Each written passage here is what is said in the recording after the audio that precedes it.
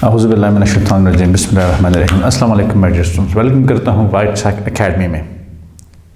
कैसा चैनल जहाँ पे आपको बहुत सारा एजुकेशनल कॉन्टेंट बहुत सारे टीचर हज़रात के साथ इंशाल्लाह मिलेगा। तो अगर आपने चैनल को सब्सक्राइब नहीं किया, चैनल को सब्सक्राइब कर दीजिएगा। ऑलरेडी फॉलो कर रहे हैं, अपने दोस्तों के साथ शेयर कर दीजिएगा। वही प्रॉपर्टीज़ आप सॉलिड्स में हम पढ़ रहे हैं और basically properties of crystalline solids अभी हम पढ़ रहे हैं। इसमें जिस तरह आपको पता है कि जो भी प्रॉपर्टीज़ टाइम टेकिंग होती है, जहाँ पे एक्सप्लेनेशन रिक्वायर्ड होती है, तो मैं उसको थोड़ा सा डिटेल में पढ़ाने की कोशिश करता हूँ। तो आज का जो हमारा प्रॉपर्टीज़ हम डिस्कस करेंगे वो एक है हमारे पास allotropy and the second one transition temperature. दोनों को मैंने इसलिए साथ में रखा है कि एलोट्रॉपी आप पढ़ेंगे तो फिर आपको ट्रांजिशन टेम्परेचर पढ़ने में थोड़ी सी आसानी होगी। ठीक है, थोड़ी सी नहीं, बहुत ज़्यादा। चलो हम स्टार्ट कर लेते हैं। एलोट्रॉपी अगर आपको पता हो तो इससे पहले आपने देखा होगा तो पॉलीमॉर्फिज्म हमने पढ़ी थी कि पॉलीमॉर्फिज्म क्या है। हमने कहा था कि पॉलीमॉर्फिज्म हमारे पास वो फिनोमेना है कि जिसमें किसी एक सब्सटेंस के एक से ज़्यादा क्रिस्टलाइन फॉर्म होते हैं। सब्सटेंस एक होता है और उसके क्रिस्टलाइन फॉर्म एक से ज़्यादा होते हैं किसी भी कंपाउंड के। वही डेफिनेशन है, लेकिन आपने कंपाउंड को रिप्लेस करना है किस चीज़ से?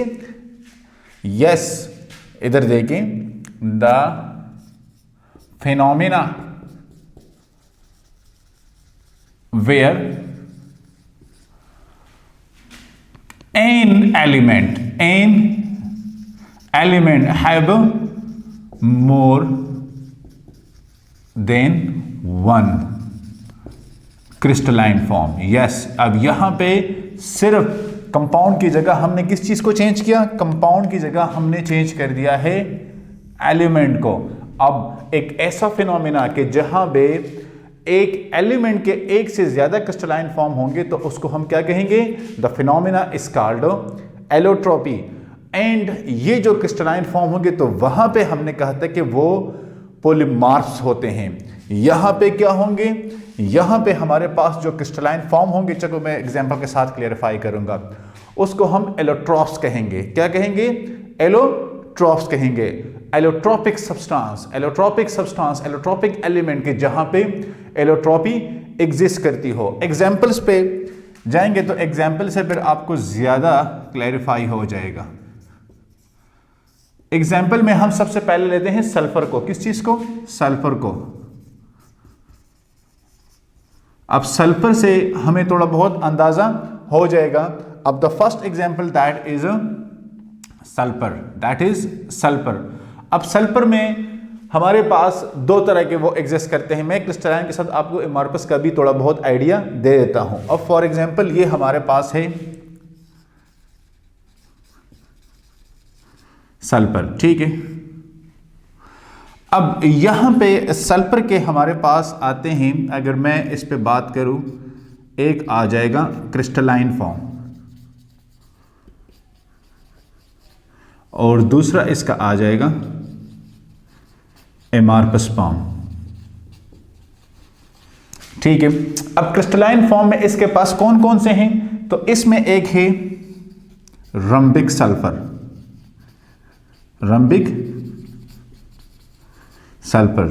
And the second one that is हमारे पास मोनो क्लिनिक सल्फर। अब यहां पे एमॉर्फस में हमारे पास सबसे पहले है plastic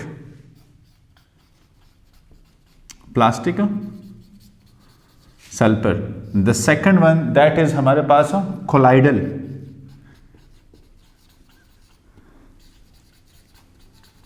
sulphur and the third one milk of sulphur. अब इसको तो हम चलो नहीं कंसिडर करते, लेकिन इन दोनों को हम कंसिडर करते हैं। अब ये जो दोनों हमारे पास है ये बेसिकली एलोट्रॉप्स हैं। क्या है? एलोट्रॉप्स हैं, ठीक है। और ये फिनोमेना जो सल्फर में एग्जिस्ट करती है इसको हम कहते हैं एलोट्रॉपी। क्या कहते हैं? एलोट्रॉपी के एक से ज्यादा क्रिस्टलाइन फॉर्म में ये एग्जिस्ट करता है। तो यस, ये टू क्रिस्टलाइन फॉर्म में एग्जिस्ट करता है, लिहाजा the phenomena is known as allotropy. The phenomena is known as allotropy. अच्छा, अभी भी क्लियर नहीं हो रहा, चलो मैं इसके आपको फर्दर भी एग्जांपल करवाता हूँ। जब आपको लगे कि आप क्लियर है तो वहाँ पे हम स्टॉप करेंगे। The second example, the famous one, carbon. ठीक है, चलो कार्बन का भी मैं आपको, अच्छा इसके भी एमआरएस में साथ में लिखवाऊँ, ठीक है, मैं कार्बन के भी एमआरएस आपको साथ में लिखवा देता हूँ। तो कार्बन के भी हमारे पास क्रिस्टलाइन और एमआरएस दोनों फॉर्म मौजूद है। फॉर एग्जांपल इसका हमारे पास जो क्रिस्टलाइन फॉर्म है और फिर हमारे पास इसका एमआरएस फॉर्म। ठीक है, अब क्रिस्टलाइन फॉर्म में इसके हमारे पास कौन कौन से आते हैं, आपको सबको पता है। इसमें सबसे पहले है हमारे पास डायमंड, ठीक है, फिर हमारे पास है ग्रेफाइट, फिर हमारे पास है फेल्वीन और फिर हमारे पास है ग्रेपीन। ठीक है, ये हमारे पास इसके क्रिस्टलाइन फॉर्म है। फेलोरीन, मैंने आर इसमें मिस कर दिया, फेलोरीन ये है। और इसके एमआरएस फॉर्म हमारे पास कौन कौन से हैं, सबसे पहले है खोल, सेकंड चारकोल। ठीक है, ये इसके हमारे पास एमआरएस फॉर्म है। फर्दर भी लिखवाऊं, कोक, ठीक है, ये भी इसका एमआरएस फॉर्म है। Lamp black, lamp black, and the final and the fifth one gas carbon, gas carbon. ये इसके हमारे पास आते हैं एमआरएस फॉर्म। अब ये जो हमारे पास 4 क्रिस्टलाइन फॉर्म आए हैं, इसको हम कहते हैं एलोट्रॉप्स। क्या कहते हैं, एलोट्रॉप्स।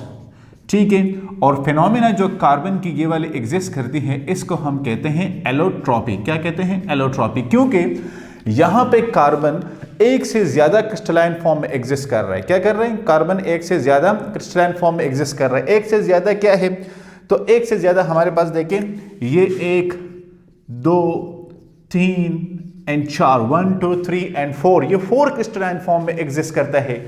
लिहाजा हम कह सकते हैं कि हमारे पास इसमें एलोट्रॉपी एग्जिस्ट करती है। सिमिलरली हमारे पास ऑक्सीजन है, ऑक्सीजन भी एक एलोट्रॉप है, उसमें भी एलोट्रॉपी एग्जिस्ट करती है। Dioxygen and ozone, dioxygen and ozone, O2 and O3। ठीक है, ये दोनों हमारे पास एग्जिस्ट करते हैं। रिएक्शन इसका आप लोग लिख सकते हैं कि 3O2 it will be converted, अगर UV लाइट हो 2O3, 3O2 to 2O3। और ओजोन का, तो ओजोन का स्ट्रक्चर, चलो मैं इसका स्ट्रक्चर यहाँ पे ड्रॉ कर लेता हूँ, ताकि अगर आप इसको मिस भी कर गए हो लेक्चर में तो आपको फिर ये क्लियर हो। तो एक हमारे पास जो ओजोन का होता है, ऑक्सीजन सेंट्रल में, इसके ऊपर प्लस चार्ज आएगा, यहाँ पे 2 इलेक्ट्रॉन होते हैं, डबल बॉन्ड, ये दूसरा ऑक्सीजन है, और इसमें ये 4 इलेक्ट्रॉन आप इसके शो करें, और एक ये ऑक्सीजन है, इसमें आप 6 इलेक्ट्रॉन, इसके ऊपर माइनस चार्ज और ये प्लस चार्ज। फिर आपने हॉरिजॉन्टल लगाना है, लेकिन जो कि मेरे पास स्पेस नहीं है तो मैं एक वर्टिकल डबल हेडेड एरो लगाता हूं, जो कि ये 2 स्ट्रक्चर के रेजोनेंस को शो करता है, 2 स्ट्रक्चर के रेजोनेंस को शो करता है। तो दूसरा स्ट्रक्चर मेरे पास होगा ऑक्सीजन सेंटर में प्लस चार्ज, यहां पे अब मेरे पास सिंगल बॉन्ड माइनस चार्ज, यहां पे अब मेरे पास, ठीक है, डबल बॉन्ड ऑक्सीजन। तो ये मेरे पास ओजोन O3 का है। अब गाइस आपने देखा है कि मैंने आपसे एलोट्रॉपी के बारे में बात की, इसके बाद में जब ये आप लोग इसका स्क्रीनशॉट वगैरह ले लेंगे तो इसके बाद मैं फिर ट्रांजिशन टेम्परेचर पे भी बात करता हूँ। देखिए यहाँ पे मैंने आपसे कहा था कि एलोट्रॉपी क्या होती है, तो पॉलीमॉर्फिज्म पे जब हमने बात की थी, आप आइसोमॉर्फिज्म और पॉलीमॉर्फिज्म का लेक्चर देख लें, वहाँ पे हमने बात की थी कि हमारे पास वो फिनोमेना जो किसी भी एक कंपाउंड में एक से ज़्यादा क्रिस्टलाइन स्ट्रक्चर को शो करती है, तो फिनोमेना को हम पॉलीमॉर्फिज्म कहते हैं, जो क्रिस्टलाइन स्ट्रक्चर होते हैं उसको हम कहते हैं पॉलीमार्फ्स। और जिस सब्सटेंस में ये फिनोमेना एग्जिस्ट करता है उन सब्सटेंसेस को हम कहते हैं पॉलीमार्फिक। वही सेम चीजें हैं, लेकिन यहां पे थोड़ा सा जो चेंज आया है, तो वो अगर कंपाउंड के लिए था तो ये एलिमेंट, अब एलिमेंट यहां पे हमने सल्फर को लिया, हमने कार्बन को लिया, हमने ऑक्सीजन को लिया। 3 मैंने आपको एग्जांपल्स करवाए हैं, ठीक है। अब हर एक का आप देख ले, हर एक में आपके पास डिफरेंट जो ये क्रिस्टलाइन फॉर्म आ रहे हैं, सल्फर में डिफरेंट आ रहे हैं। मैंने कोशिश की कि क्रिस्टलाइन फॉर्म के साथ आपको अमार्फस का ही बता दूं, ताकि आपको थोड़ा सा इसमें मतलब ये कि फिर आसानी हो। तो जब भी इस पर क्वेश्चन है, आपने फिर इन चीज़ों की डिटेल नहीं देनी कि रंबिक किस तरह होता है, मोनोक्लिनिक, क्योंकि ये पे क्रिस्टल सिस्टम है, ठीक है। इसके इंटरफेशियल एंगल्स और इसके जो लेंस है वो वेरी करते हैं, तो वो फिर यहाँ पे डिटेल में देने की उसमें ज़रूरत नहीं है। इसी तरह मैंने आपको फिर जब हमारे पास कार्बन आ रहा था, कार्बन का भी मैंने आपको क्रिस्टलाइन फॉर्म भी लिखवाए हैं, अमार्फस फॉर्म भी लिखवाए हैं, ठीक है। ये क्रिस्टलाइन फॉर्म मोस्टली आप लोग इसको जानते भी है, डायमंड और ग्रेफाइट का फ्लोरीन है और ग्रेफीन है, ठीक है। ये 4 हमारे पास इसके क्रिस्टलाइन फॉर्म बन रहे हैं। अब ये सारे आपस में एलोट्रॉप्स कहलाते हैं। फिनोमेना इस एलिमेंट का एलोट्रॉपिक कहलाता है, और यहाँ पे मैंने अमार्फस भी लिखवाए। फिर ऑक्सीजन का O2 और O3 का, ठीक है, रिएक्शन मैंने लिखवा दिए। साथ में मैंने रेजोनेंस का भी इसका बता दिया कि अगर ऑक्सीजन का रेजोनेंस आपको नहीं पता तो ये स्ट्रक्चर आप ड्रा करके इसमें आप रेजोनेंस बता सकते हैं, ठीक है। होपफुली आपको इसकी समझ आ गई होगी। आप इसका स्क्रीनशॉट ले लें, ठीक है। इसके बाद में आपको फिर दूसरा करवाता हूँ, ठीक है, वो भी ट्रांजिशन टेम्परेचर। अच्छा, तो गाइस अब यहाँ पे जो सेकंड हमारा है वो है ट्रांजिशन टेम्परेचर। ट्रांजिशन टेम्परेचर अगर आप देख लें तो एक तरह से वेरिएबल टेम्परेचर है, एक ऐसा मतलब टेम्परेचर की वैल्यू कि जहाँ पे 2 क्रिस्टलाइन फॉर्म किसी भी एलोट्रॉप के वो को एग्जिस्ट करते हो। वो क्या करते हो? वो को एग्जिस्ट करते हो। किस तरह को एग्जिस्ट करते हो? देखें, the temperature at which 2 crystalline or allotropic forms coexist। अब ये coexist का क्या मतलब है? क्योंकि अगर हम टेम्परेचर की इस वैल्यू को थोड़ा सा ऊपर नीचे करेंगे तो फिर हमारे पास वो क्रिस्टलाइन फॉर्म दोनों नहीं रह सकते, वो फिर हमारे पास चेंज हो जाएंगे। अब यहाँ पे अगर मैं इस डेफिनेशन को थोड़ा सा फर्दर चेंज करूँ, जहाँ पे हम डाइवर्सिटी और वेरिएशन लेके हैं, the temperature at which more than 1 crystalline form को एग्जिस्ट, तो भी ठीक होगा। कि फिर अगर हम टेम्परेचर की उस वैल्यू को थोड़ा सा ऊपर नीचे करें तो वहाँ पे हमारे पास फिर वो जो क्रिस्टलाइन फॉर्म होंगे वो एग्जिस्ट नहीं करेंगे, ठीक है। मतलब उसमें या एक फॉर्म एग्जिस्ट करेगा या दूसरा एग्जिस्ट करेगा, लेकिन दोनों फिर वहां पे एग्जिस्ट नहीं कर पाएंगे। मैं इसको एग्जाम्पल से समझाता हूं, ठीक है, कि एग्जाम्पल्स हमारे पास क्या होंगे। अब इसका जो फर्स्ट एग्जाम्पल है वो है हमारे पास सल्फर का। किस चीज का? सल्फर का। तो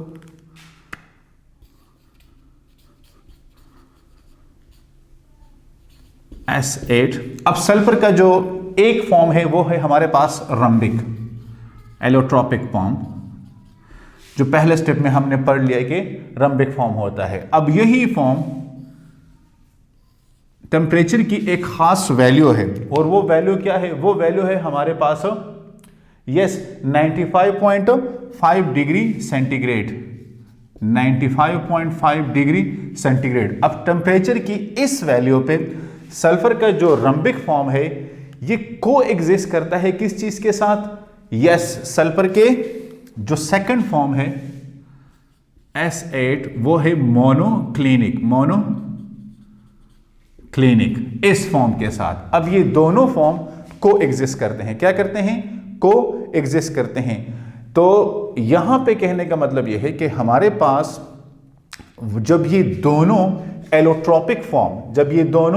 एलोट्रॉपिक फॉर्म किसी एक टेम्परेचर की वैल्यू पे को एग्जिस्ट करते हैं तो टेम्परेचर की उस वैल्यू को फिर हम कहते हैं क्या?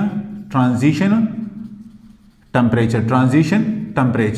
अब मतलब यह है कि अगर हम टेम्परेचर की इस वैल्यू को थोड़ा सा 95.5 डिग्री सेंटीग्रेड को थोड़ा सा ऊपर नीचे करें, या इसका एक फॉर्म एग्जिस्ट कर सकता है या इसका दूसरा फॉर्म एग्जिस्ट कर सकता है, लेकिन ये दोनों फॉर्म इक्विलिब्रियम में नहीं आ सकते। को एग्जिस्ट को आप इक्विलिब्रियम भी कंसिडर कर सकते हैं। अगर आपको को एग्जिस्ट का थोड़ा सा वो क्लेरिफाई नहीं हो रहा, आपके जहन में ये बात नहीं बैठ रही, तो फिर आप कह सकते हैं कि ये मेरे पास इक्विलिब्रियम में दोनों फॉर्म आ रहे हैं। अगर मैं टेम्परेचर की इस वैल्यू को ऊपर नीचे करता हूं तो फिर ये मेरे पास दोनों इक्विलिब्रियम में नहीं आ सकते, दोनों इक्विलिब्रियम में नहीं आ सकते।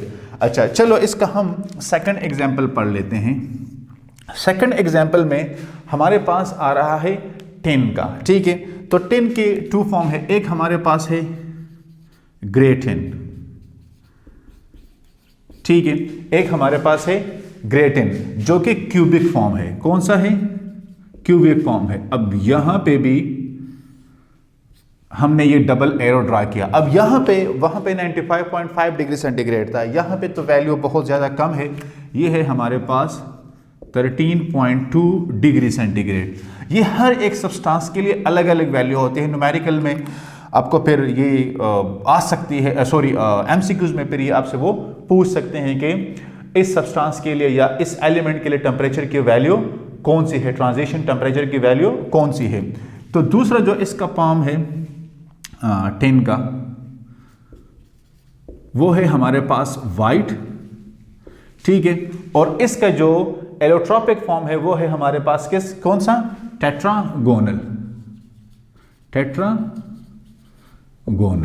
टेट्रागोनल।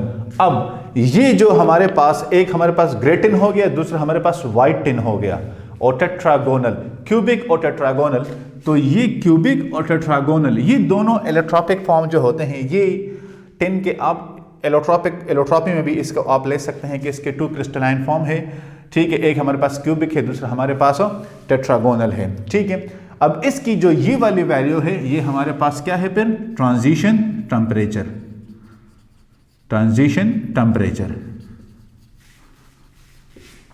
अच्छा, थर्ड भी मैं इसके साथ एक एग्जांपल आपको करवाता हूं। तो थर्ड एग्जांपल हमारे पास क्या होगा? थर्ड एग्जांपल हमारे पास पोटेशियम नाइट्रेट का है। किस चीज का है? पोटेशियम नाइट्रेट का, KNO3। तो ये हमारे पास है यहां पे आर्थोरम्बिक,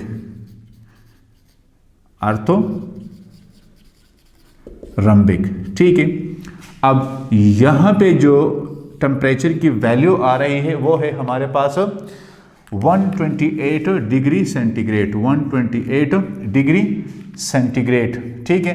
अब आर्थोरम्बिक, तो फिर ये कौन से? तो ये पोटेशियम नाइट्रेट के रंबोहाइड्रल जो फॉर्म है, एलोट्रोपिक फॉर्म है, ये दोनों आपस में फिर कोरिलेट कर रहे हैं, ये दोनों आपस में कोरिलेट कर रहे हैं, इक्विलिब्रियम में एग्जिस्ट करते हैं, ठीक है। तो ये फिर इसका हमारे पास ट्रांजिशन टेम्परेचर हो गया। फोर्थ नंबर हमारे पास है ये सोडियम सल्फेट को हम लेते हैं। अब सोडियम सल्फेट का एक हाइड्रस फॉर्म है और एक एनहाइड्रस फॉर्म है। सोडियम सल्फेट का, ठीक है, .10H2O, ये हाइड्रेटेड फॉर्म हो गया, हाइड्रेटेड फॉर्म, ठीक है। इसका अगर हम ले लें, ठीक है, इसके टेम्परेचर की वैल्यू अगर हम ले लें तो ये हमारे पास बनती है 32.8 डिग्री सेंटीग्रेड, 32.8 डिग्री सेंटीग्रेड। और क्या देता है ये हमारे पास Na2SO4 एनहाइड्रस, ठीक है, एंड +10H2O, ये वो 10 वाटर मॉलिक्यूल्स हैं, ये वो 10 वाटर मॉलिक्यूल्स है। अब ये जो हमारे पास है, तो फिर ये हमारे पास आता है ट्रांजिशन टेम्परेचर, ठीक है। और यहां पे मैं आपको एक नोट लिखवाता हूं जो कि बहुत जरूरी है, वो ये है कि the value of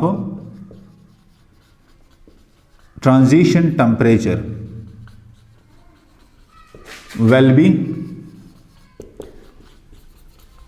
always less than which one? melting point। ये बहुत ही अहम पॉइंट है।